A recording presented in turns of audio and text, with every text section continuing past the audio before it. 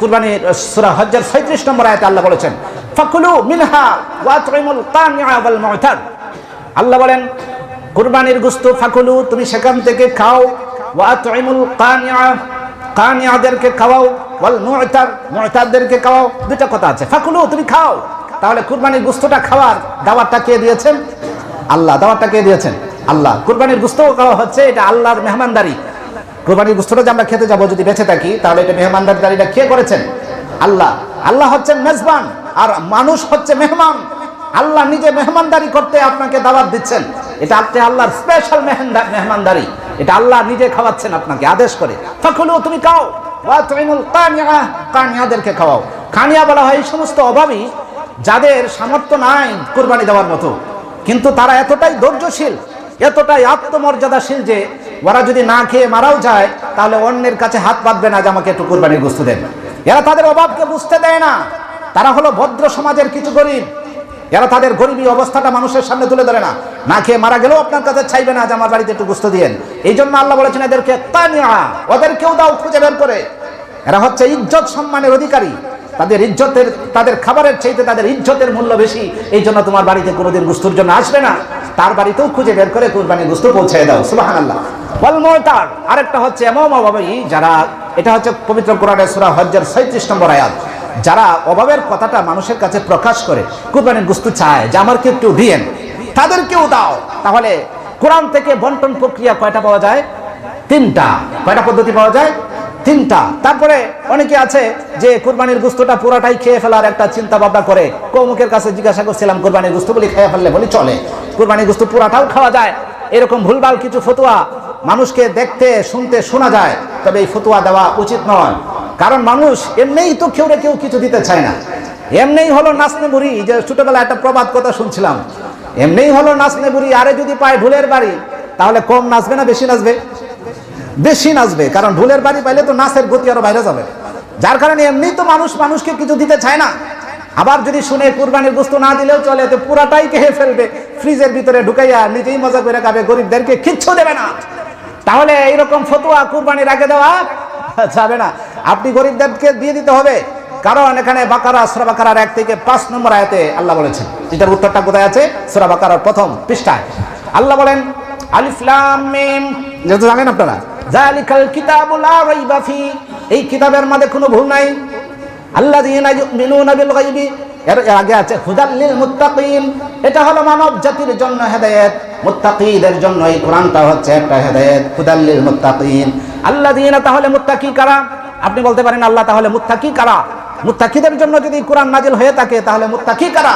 আল্লাহ বলেন তাহলে শোনো, এই 5টা গুণ যার মধ্যে আছে সে হলো মুত্তাকি। সুবহানাল্লাহ। আল্লাযীনা ইউমিনুনা বিল গায়বি, যারা গায়বের প্রতি বিশ্বাস করে।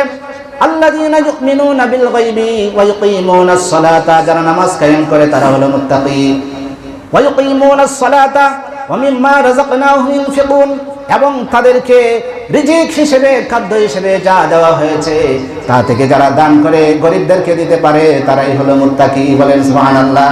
তোমার খাদ্য হিসেবে যা আছে, যারা গরিবদেরকে দিতে পারার মন মানসিকতা রাখে তারা কি মুত্তাকি। আর যারা কয় না জান দিয়ে দিব, মাল দিব না, এরা কি মুত্তাকি নাকি? এরা কোরআনের যে একটা এই বিশ্লেষণ আছে, এই বিশ্লেষণ অনুযায়ী তারা মুত্তাকি হতে পারে না। তাহলে কোন মুফতি সাহেব ফতোয়া দিছে কুরবানির গোশত খাইলে চলে? তাহলে কোরআনের এই আয়াতটা ব্যাখ্যা করো দেখি, এখানে কি বলে। তারপরে আরো আছে আদাবুল মুফরাদ, ইমাম বুখারী শরীফের যে লেখক ইসমাইল বুখারী, এই বুখারী শরীফের ছাড়াও আরেকটা কিতাব ওনার আছে, এটাকে নাম হলো আদাবুল মুফরাদ। এই আদাবুল মুফরাদটাও ইমাম বুখারীর লেখা। ওখানে 112 নম্বরে একটা হাদিস ওখানে তিনি উল্লেখ করেছেন, যে তিনি বলেছেন যে আল্লাহর নবী বলেছেন যে ওই ব্যক্তি ইমানদার না, 3 বার বলেছেন বিশ্বনবী, ওই ব্যক্তি ইমানদার হতেই পারে না। সাহাবীরা বললেন কে সে, যে আমি আপনাদের কাছ থেকে জানতে চাই সেই ব্যক্তি ইমানদার না। বিশ্বনবী বলেছেন সেই ব্যক্তি হলো যে নিজে পেট ভর্তি করে খায়, মজা করে খাবার দাবার খায়, তার প্রতিবেশীরা না খেয়ে থাকে, খাবারের গন্ধ তারা পায় কিন্তু তারা খাবার খেতে পারে না। সেই ব্যক্তি হলো ধনী ব্যক্তি, যার ঘরে খাদ্য খায়, প্রতিবেশীরা না খেয়ে রাত্রে ঘুমায়। এরকম কোন ব্যক্তি যদি হয় সেই ব্যক্তি ইমানদার হতে পারে না। বলেন নাউযুবিল্লাহ। তাহলে সেই ব্যক্তি ইমানদার হতে পারে না। আপনি যদি আচ্ছা কুরবানির গোশতটা যদি জবাই করে খান, 800 টাকা 1000 টাকা কেজি গোশত, সব বাড়িতে কি 1000 টাকা দিয়ে গোশত কিনা সামর্থ্য আছে? তা আপনি যে গুস্তটা রাখবেন, গুস্ত রান্না করলে গুস্তের একটা গ্রাম বাইর হয় না? না গ্রামটা আপনি আটকে রাখতে পারবেন? এই গ্রামটা প্রতিবেশীদের, গরিব মানুষের নাকে গিয়া লাগবে না? হয়তো বুড়া মানুষ ধৈর্য ধরবো, ছোট ছোট বাচ্চারা কি করবো, আম্মা আব্বা গুস্ত খাইয়া, আমার গুস্ত কিনা কি খাওয়াইতে পারবো? তাহলে আপনি কি কুরবানি দিছেন না গরিবের পেটের মাথায় লাথি দিছেন? এটা তো আপনি গরিবদেরকে ঠান্ডা মাথায় একটা বাঁশ দিছেন। কারণ এই বাচ্চাগুলি যখন কানবো, মা বাবা তো মনে মনে কষ্ট পাইবো। এইরকম কারুরের মতো কুরবানি দিতে আপনারা কে বলছে? এইরকম কুরবানি দেওয়ার চাইতে না দেওয়াই ভালো। 3 বন্টনের 1 বন্টন কারে দিয়ে দিবে, গরিবদেরকে, আত্মীয় স্বজনদেরকে, নিজেদেরকে। যদি এলাকায় গরিবের সংখ্যা বেশি হয়, এলাকায় যদি গরিবের সংখ্যা বেশি হয়, তাহলে আপনার অংশটা অল্প কিছু রাখতে হবে, আর বাকি পুরা গুস্তটাই গরিবদেরকে বন্টন করে দিতে হবে। বলেন সুবহানাল্লাহ। এরকম বিধান আছে। তবে সবটা গুস্ত, উলামায়ে কেরাম বলেছেন, সব গুস্ত নবী রাসূল থেকে নিয়ে শুরু করে উলামায়ে কেরাম পর্যন্ত সমস্ত গুস্ত কুরবানির আল্লাহর রাস্তায় দান করে দেওয়ার ইতিহাস আছে। সমস্ত গুস্তটা আল্লাহর নবী দান করে দিয়েছেন অল্প কিছু রেখে।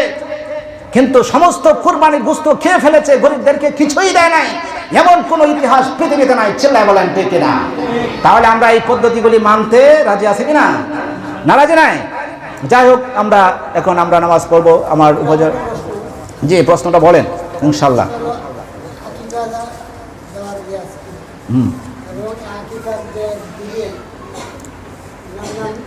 দিতে হবে, অংশ